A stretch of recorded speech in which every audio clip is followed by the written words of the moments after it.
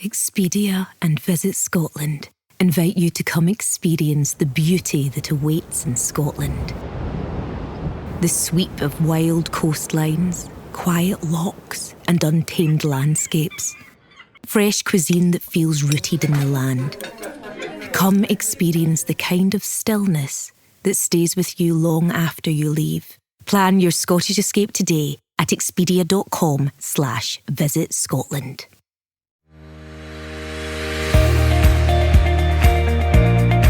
Hey, I'm JJ Virgin, PhD dropout, sorry mom, turned 4-time New York Times bestselling author. As a certified nutrition specialist, fitness Hall of Famer, and globally recognized leader in health, I'm driven to keep asking the tough questions and use my podcast to simplify the science of health into actionable strategies that help you thrive. Want an ad-free experience? You can now subscribe to my exclusive VIP podcast at subscribetojj.com for just $4.99 a month or $49.99 a year. It's like your daily latte, but better for your health. I'd also love to hear your thoughts on the show. And here's the fun part. When you send me your review, I'll reply to you using my on-demand virtual me. That's right, my team and I created a virtual JJ packed with my books, speeches, and wisdom so I can personally connect with you. Here's how you do it. Subscribe and leave an honest review of the podcast. Take a screenshot of your review. Text it to 813-565-2627. That's 813-565-2627. My virtual JJ will reply directly. And trust me, this will make your day. So subscribe now at subscribetojj.com and text me your review. Let's keep thriving together. I'm going to share what I eat in a day, and this isn't about being perfect.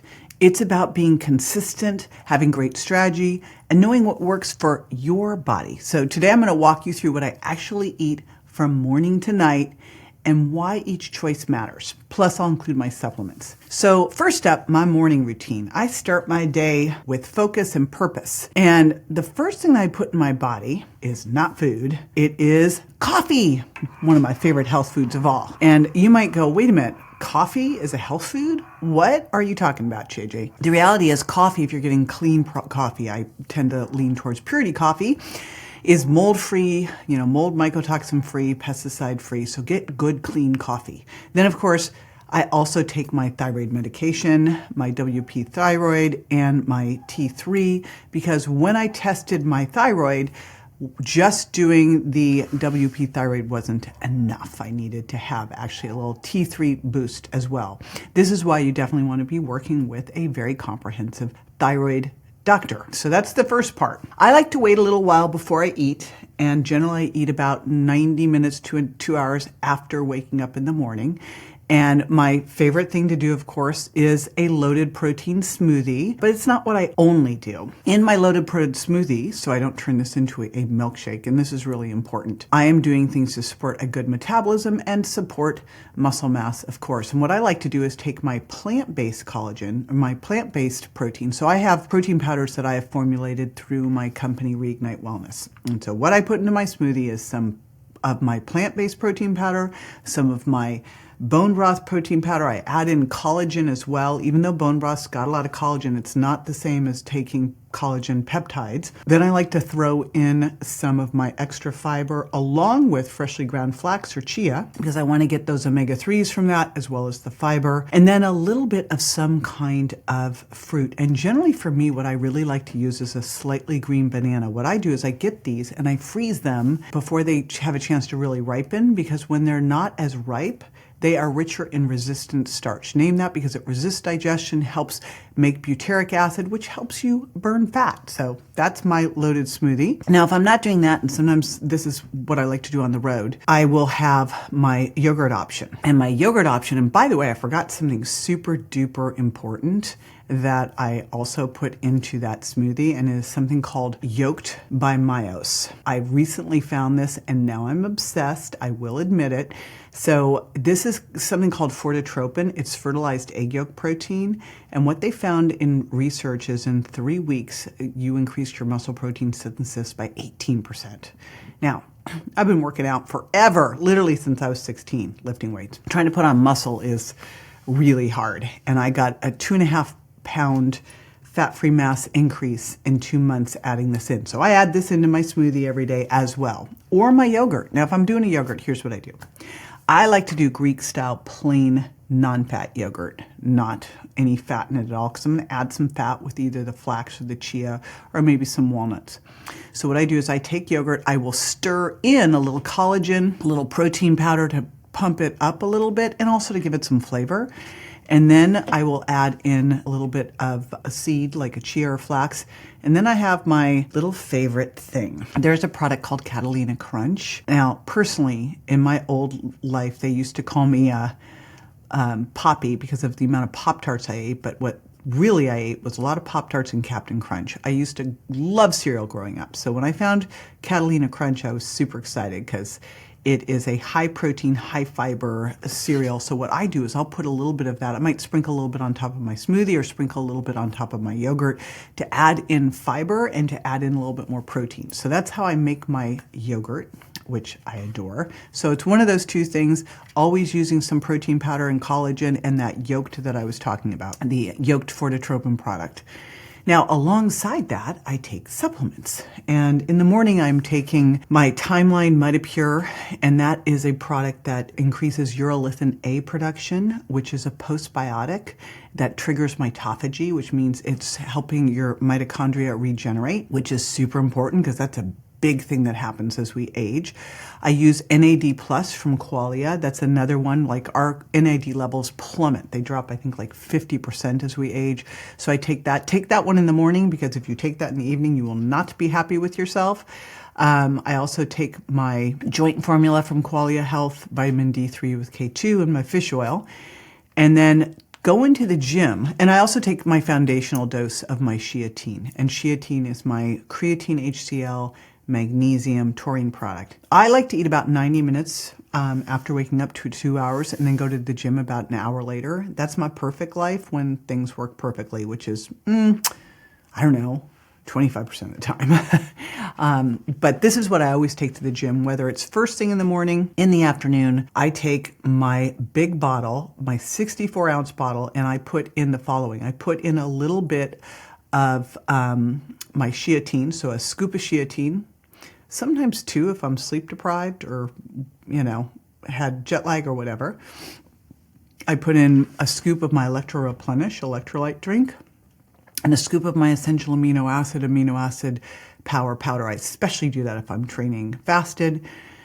And then I also put in my Peak Life green tea. Now, there's a couple different ones I've been using lately. I've been using more of their, I think it's called Pure. I don't know if I can say it right, but that, or I use their sun matcha. But I especially love to do that because I try to get in a couple servings of green tea every single day. And I do it by using Peak because they're these little containers, super cool, that you can just dump into anything. You can make it hot, you can make it cold. I prefer cold green tea, so that's how I do it. So those are the things that I love there. I will put all this in the show notes too. I know I'm just going through things, and where I have a connection with the company, I'll get you some codes for savings. After a workout, and again, this isn't my perfect thing because after a workout, about an hour afterwards, then I come home and I have some lunch. And what I find for me is that I do better having a lower carbohydrate breakfast. I find that if I eat too many carbs at breakfast, like more than, say, a half of a green banana, I'm hungry, quick. Like it just has never worked for me. I do much better with a higher protein, more fat, and then fiber for my breakfast. So that's what I like to do at breakfast. At lunch, I like to get some carbs in. So what I like to do at lunch is I always get in a serving or 2 of berries. We always have blueberries and blackberries. So that's where I tend to go is when I come home is I have my berries and then I have leftovers. This is the biggest saving grace is whatever you're making for dinner, make extra.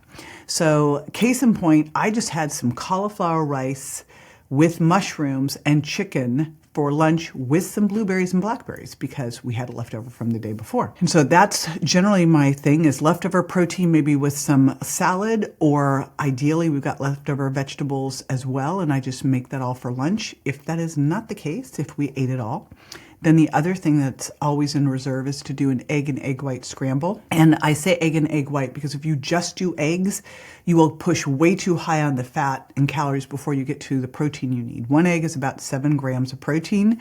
So you can see that you need like 6 eggs, 5 eggs. That's a lot of eggs. So what I do is I do 2 eggs, and then I generally do 6 egg whites, and I buy the boxed caged-free egg whites. So I do pastured eggs too with egg whites, and then I might put a little bit of feta cheese in there, and then whatever leftover vegetables or whatever vegetables I have in the fridge. My favorite thing is mushrooms and onions. That's my favorite of all time for an omelet. But if there's also leftover ground beef or whatever, sometimes I'll just make a scramble and throw everything in, kind of a kitchen sink Joe's scramble. Then I like to use my protein digestive enzymes at lunch and dinner. And there's also, it's got betaine, and there's also some definite benefits to betaine anyway, potentially for homocysteine. So I like to take my betaine with my meals. I don't do it in the morning with my smoothie or with my yogurt, easy to digest. I do it more at when I'm eating these more animal protein heavier meals at lunch and dinner. And then in the afternoon, depending on how I'm feeling, I will do another dose of sheatine, green tea, electrolytes. Depends what's going on. Like a lot of times I'll have sat in the sauna in the morning, or I'll have gone to a hot yoga class. I'll sweated a lot, and so I will do a double dose of electrolytes. Sometimes it's just electrolytes in green tea from Peak Life. So I just kind of decide what to do there, whether I do a snack or not. So I really like to do breakfast, lunch, dinner, and call it quits. But sometimes I will do a snack in the afternoon. If I'm hungry, I'm hungry. And generally what I like to do for a snack is a small protein and fiber hit. So, we'll see when I get my bars back again. We'll see if we do those again. But in the meanwhile, I haven't found any bars out there that I really think are amazing. So it may be some Paleo Valley beef sticks and some berries. That's one of the easier things to do. It may be just a little bit of a leftover something, like if you have some chicken thighs in the fridge or whatever, some berries. So, but again, snacks aren't really my thing. So I prefer just doing breakfast, lunch, and dinner. Speaking of dinner, what's really important with dinner is dinner's going to set you up for a good night's sleep. Like, I don't know about you, but if I'm going to bed hungry, I have a big challenge sleeping. It does not work for me. And so I want to make sure that I hit a real hormonal winner at dinner. Look how that rhymed. And I also know that when I have a little bit of more carbs at dinner, I tend to sleep better as well. So I'm looking at blood sugar balance. I also look at, just like I said, I like to eat about 90 minutes to 2 hours after waking up in the morning. I like to stop eating around 3 hours before bed. What that gives me is that natural time-restricted feeding window of about, I'm eating in a 9 to 10 hour window. And really stopping eating after dinner, shutting the kitchen down. I think for most of us, if that's all we did, it would make a big difference, because nothing good really happens in the kitchen after dinner. Have you noticed that? Like, that's when your evil twin's in there sniffing around, digging in for things that they shouldn't be digging in for. So we have dinner really set at the house, and I'll tell you what we do as we travel. At the house, what we do is Tim, my husband, is in charge of protein. We pretty much cycle between pastured chicken thighs, pastured pork. We have found these pastured pork tomahawks from Piedmontese that are insane. Grass-fed, grass-finished steaks, mainly New York's, sometimes hanger steaks. I'm kind of obsessed with those right now, and picanas. Wild salmon or wild sea bass. We use Vital Choice for that. So we kind of go between Vital Choice, Butcher Box, Piedmontese. Those are our easy peasies. That is pretty much like what we rotate through. We might do a big brisket or some ribs on Sunday when I have my whole family over for dinner, my ex-husband and my kids. But generally during the week, it's that. Every once in a while, we might do some ground beef. We tend to save the ground beef for lunch if we ran out of protein. That's one of our easy things to do. So Tim is in charge of making those. And then what I do is the veggies. I'm always in charge of that. And what I generally do is focus more on non-starchy vegetables. Last night was roasted broccolini with a little red pepper and olive oil. And then it was a cauliflower pilaf with mushrooms and some different stuff. I like to get in, like I'll roast some carrots. I like to do a little bit more root vegetables when possible. but we tend to eat more on the just non-starchies, and we do kind of rotate between roasted broccolini, broccoli, cauliflower pilaf, where I throw in all leftover vegetables, asparagus, green beans with mushrooms and onions. Like that's our big jam. And then the occasional roasted potatoes, I like to let them cool a little bit, or I'll throw some lentils into the cauliflower pilaf, or we'll do a little bit of black beans with onions and peppers. So that's the easy peasy. That's ideally a couple hours before bed. What I really love to do is get out for a walk after that. It's been rainy and muggy in Florida, so that hasn't been happening as much, but when we travel, it makes it easier, especially if we're walking to a restaurant. In the evening, I always take my sleep candy. It is melatonin and theanine and 5-HTP and inositol B6, and I take 3. The serving size is 2. I'm 6 feet tall, and I'm one of those people who's a very fast metabolizer. I find I do better with 3. I also take some magnesium, and what I've been playing around with right now is doing a little hit of aminos before bed, just to see if that kind of helps with any recovery, muscle mass, etc. I'm kind of thinking this would be good for someone with sarcopenia, eating a lower protein diet. Since I get optimal protein, probably won't make a difference, but I'm just checking it out to see how I feel. So I always like to test things out on myself. If we're traveling, what we like to do, like generally when we're traveling, we're out to dinner so much that we try to figure out how to not go out to dinner. And quite often we'll find like a Sprouts or a Whole Foods and get stuff. Or we will find like a Sweetgreens or some of the other great chains that don't have garbage in their food. And we will order things in, and then we'll stock stuff in the fridge. So that's my favorite thing to do. A lot of times when I'm traveling, it's yogurt for breakfast. I'll get some pastured hard-boiled eggs. We'll get some berries. We'll get some Paleo Valley beef sticks. So we have a lot of that stuff.